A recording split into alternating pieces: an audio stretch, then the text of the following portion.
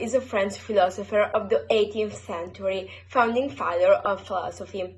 Rousseau's philosophy is built around the idea that man is naturally good and that society corrupts him. By naturally good, Rousseau means that the human being in the state of nature has a few desires, so that is more fierce than weak. Rousseau, by his philosophy, opposes Voltaire. This leads Rousseau to be studied in philosophy. Jean-Jacques Rousseau is linked to nature and supports the fact that nature is the mother of everything.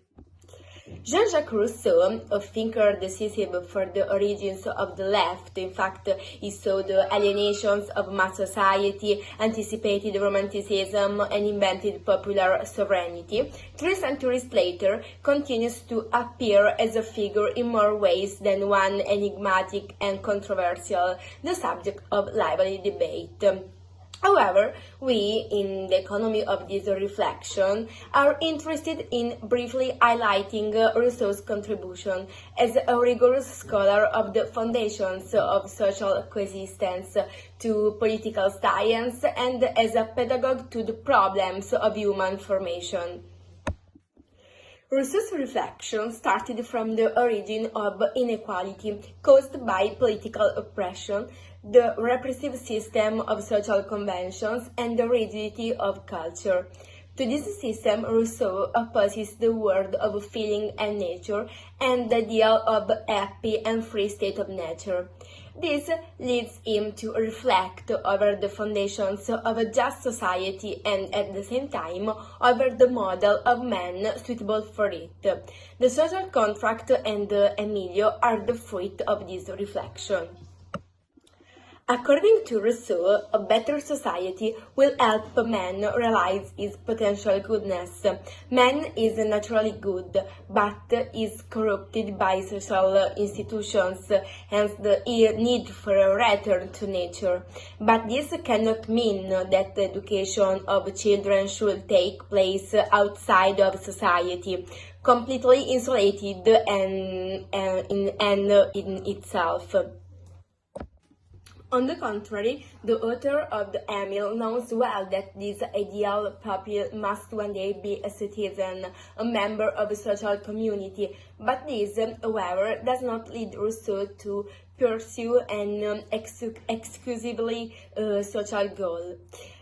Before the education of a child and the preparation of an adult or indeed of a citizen, Rousseau aims with the utmost awareness at the formation of a man, since Emilio, a member of society, says the philosopher Ludovico J. Monat, must fulfill its duties, and neither can it mean entering society without an education, because this would mean letting oneself be submerged and suffocated by prejudices, by violence and hypocrisy, by everything that society itself has produced.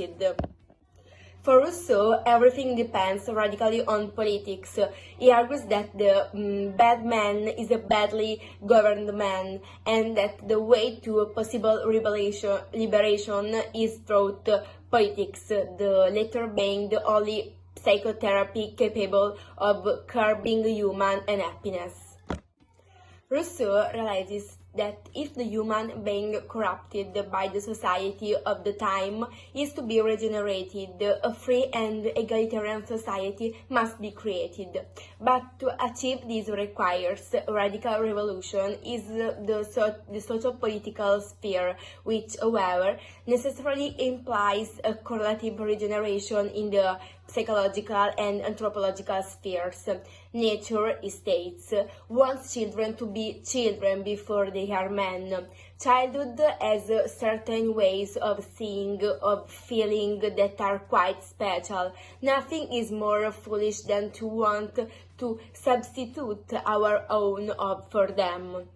And every age, every state of life has its own convenient perfection, its own kind of maturity. We have often heard of man made. Let us now consider a child made. So the child is not a miniature adult.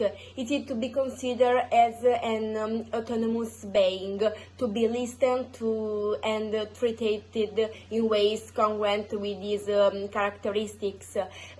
Consequently, there can be no single pedagogical didactic approach that is valid for all developmental stages of the young person, but this presupposes that the educator has a deep understanding of the developmental psychology of the pupil. I think that Rousseau's reflection, precisely because of the characters of modernity and topicality we have emphasized so far, can make a significant contribution to the regeneration of a man and a citizen capable of living, or rather conliving, in this third millennium of ours, according to the dictates of justice and reason. And Italian society, afflicted and prostrated by a serious political, economic, social, cultural, and moral crisis, is in direct need of free, tolerant, inclusive, autonomous, and critical, culturally and ethically responsible men and citizens, capable of fighting against the kind of uncritical and passive friction induced by the old and new media, which bombard us with a continuous stream of images. Cesare Beccaria is an Italian philosopher, criminologist, and man of letters attached to Enlightenment. In one of his works, he found the modern criminal law. He is against the death penalty, but for perpetual slavery. Victor Hugo, in his political works, shows a strong admiration for Beccaria.